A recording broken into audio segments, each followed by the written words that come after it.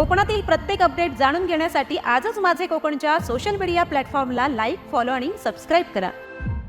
रत्नागिरी जिल्ह्यातील मुंबई गोवा महामार्गावरील black spot म्हणून ओळखल्या जाणाऱ्या भोसते घाटातील धोकादायक वळणाची राज्याचे गृहराज्यमंत्री योगेश कदम यांनी प्रत्यक्ष पाहणी केली। सुमारे 55 कोटी रुपयांच्या रुंदीकरणाच्या कामाचा आढावा घेत त्यांनी अधिकाऱ्यांना आवश्यक सूचना दिल्यात। हे काम अंतिम टप्प्यात असून येत्या 2 ते 3 महिन्यात पूर्ण झाल्यानंतर भोसते घाट अपघातमुक्त होऊन मुंबई गोवा महामार्गावरील प्रवाशांचा प्रवास अधिक सुरक्षित होईल असा विश्वास योगेश कदम यांनी व्यक्त केला।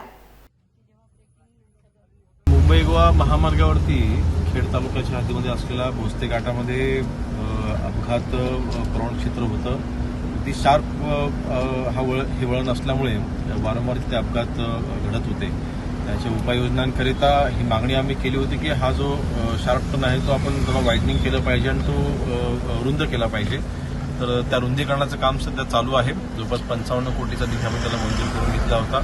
मला वाटतं पुढच्या 3 ते 4 महिन्यांमध्ये हे काम पूर्ण होईल आणि मला वाटतं मुंबई गोवा हायवेवरती हा एकमेव असलेला जो अपघात प्रवण क्षेत्र आहे त्याचं सोल्युशन आपण काढलं आणि त्याचं कायमस्वरूपी निवारण हे 2 ते 3 महिन्याच्या आत होईल।